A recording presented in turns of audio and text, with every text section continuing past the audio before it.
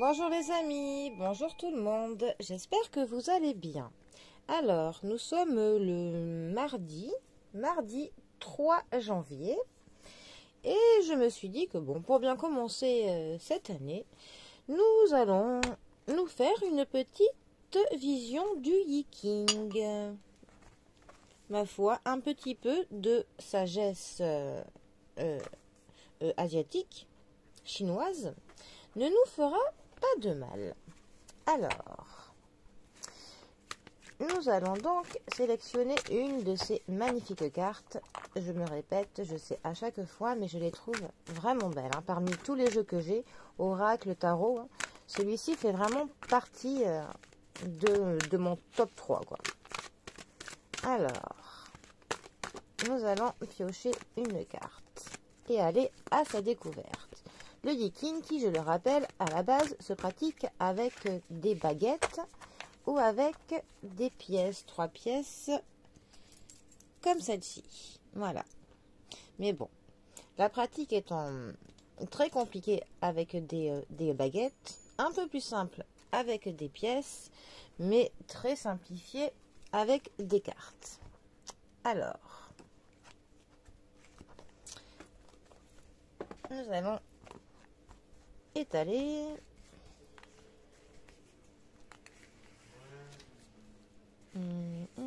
Ce sera toi.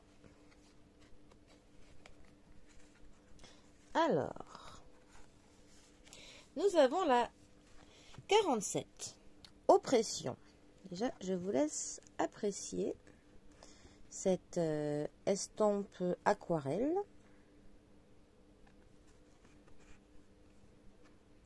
Alors, c'est lac en haut et eau en bas.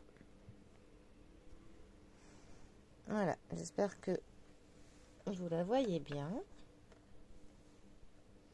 Je pense pas qu'il y ait de reflets. Alors, lac en haut et eau en bas. L'oppression. Pour représenter l'oppression, on peut imaginer des oiseaux charognards rôdant sur les rives d'un lac asséché. Les périodes difficiles peuvent dessécher nos esprits et donner naissance à une multitude de charognards, sous forme de préoccupations gênantes. Les pertes importantes ou les échecs personnels brisent certaines personnes, mais les plus résistants sont capables de plier sous leur destin plutôt que de se briser. Pour supporter les moments difficiles ou même en tirer profit, vous devez puiser au plus profond de vous-même, car votre identité est plus forte que le destin et ne peut être corrompue, même par les plus dures réalités. Dans les moments difficiles, en particulier, il est essentiel de puiser dans la source qui nous fait continuer d'avancer, l'espoir. Dans un sens, l'échec n'existe pas, seulement la réalité douce amère. Et souvent, c'est avec la mer que l'on en apprend davantage. Nos échecs, aussi difficiles soient-ils à accepter, peuvent nous ouvrir les yeux, offrant une vision claire que seuls connaissent ceux qui ont risqué la déception et y ont goûté. Cette clarté et cet apprentissage sont le rayon de soleil qui transperce les nuages sombres. Dans des circonstances difficiles, il est important de rester fort tout en maintenant les apparences. Évitez de trop parler, sauf à vos amis les plus proches. Vos paroles n'auront que peu d'effet sur la plupart des gens, puisque votre influence sera au plus bas. Et de vaines discussions vous feraient perdre davantage d'énergie vitale. Garder le silence est la meilleure stratégie pour faire face publiquement à l'adversité. Cela montre que vous êtes suffisamment fort pour résister à vos problèmes actuels et suggère que vous vous rétablirez complètement. A l'inverse, vous devez absolument communiquer ouvertement avec ceux en qui vous avez confiance. Quand on subit un malheur, parler et ressentir font partie du processus de guérison. Pour ceux qui osent vivre pleinement et complètement cet échec, qui est le dernier tabou de la société, n'est qu'une partie du cycle inévitable des hauts et des bas faisant partie de la vie. Ne jamais échouer, c'est le pire échec possible. en évitant complètement de prendre des risques, on ne se rapprochera jamais de ce qui pourrait être. Alors, tout simplement, cette carte va nous parler de, que dans une vie, quand on tente quelque chose, forcément, il y a des fois où on se ramasse la gueule par terre. Donc, c'est un échec. On peut, même dans un premier temps, hein, j'ai envie de dire, c'est un peu conseillé, hein, on se met en PLS, on s'enferme chez soi et on chiale tout ce qu'on peut, hein, suivant la gravité de l'échec que l'on vient de vivre. Et ça, c'est un petit peu le temps de l'incubation de l'échec, j'ai envie de dire, c'est le temps que la douleur, que la blessure, elle cicatrise un peu. Parce qu'au début, quand un échec que l'on vient de vivre et qu'il est très douloureux, c'est comme une blessure qui est à vif, que l'on vient juste de se faire. Donc, il faut quelques temps pour que la douleur, elle parte un petit peu. Voilà. Et c'est qu'une fois qu'elle sera partie un petit peu, que l'on pourra un petit peu, que l'on relèvera le nez, qu'on sortira un petit peu notre tête hors de l'eau. Et c'est une fois là qu'on pourra déjà commencer un petit peu à communiquer, comme je viens de dire, avec les proches. Voilà. Faut pas, ne montrons pas nos faiblesses au monde extérieur que l'on connaît peu, parce que, comme on le sait, les ennemis aiment toujours se servir de nos parties les plus faibles, voilà, de notre talon, le talon de Achille, voilà, c'était la seule partie de son corps où il était faible, et il a perdu son dernier combat parce que son ennemi l'a touché sur son talon.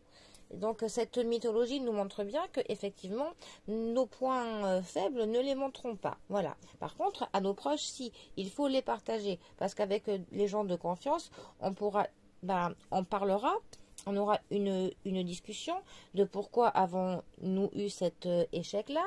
Qu'est-ce qu'on aurait pu faire, qu'est-ce qu'on devrait faire, et puis le principal, qu'est-ce que l'on retire de constructif de cet échec. Voilà. Et une fois que la douleur est un petit peu passée, que l'on a communiqué, que l'on en a parlé, que l'on a donc que l'on réfléchit à ce qui s'est passé, et là on peut enfin en tirer du positif pour se reconstruire et pour que cette erreur là que l'on a faite, que l'on ne la reproduise pas par la suite, tout simplement. Mais évidemment, c'est un processus qui prend un certain temps. Ça va pas se faire en un claquement de doigts, et je ne vais pas vous dire que ce ne sera pas difficile, pas douloureux. Ce ne serait pas vrai. Dans la vie, tous les échecs font mal. Mais comme j'aime bien à dire, ça peut être un mal pour un bien, par contre. Et ça, c'est uniquement nous-mêmes qui pouvons faire en sorte que la tournure de cet échec devienne positif par la suite. Que l'on en sorte grandi avec une expérience qui nous servira plus tard. Et que l'on même qu'après que l'on conseillera des personnes pour qu'elles ne tombent pas dans le même piège, voilà, tout simplement. Mais pour ça, effectivement, il faut passer par des étapes différentes, mais qui sont essentielles à notre reconstruction après cet échec-là, et le temps qu'on assimile, que l'on digère, que cela grandisse en nous, et que enfin, voilà, un beau jour, on se dit, finalement, c'est bien qu'il me soit arrivé là, arrivé ça ce jour-là, parce que maintenant, j'en ai tiré ça, et ça m'a aidé pour cette situation, pour ceci, pour obtenir cela. Donc voilà, tout simplement. Bon, en tout cas, ce n'était que mon interprétation de lac en haut et haut en bas. Oppression. Voilà. Bon, eh bien, partagez-moi dans les commentaires sur vous et votre vision que vous avez pu avoir du Yiking pour cette carte-là. Bon, eh bien, les amis, je vous souhaite une très bonne semaine à tous, plein de bonheur pour cette première semaine de l'année. Prenez bien soin de vous, bien soin de vos proches. Et moi, je vous dis à bientôt pour un prochain tirage. Allez les amis, bisous à tous.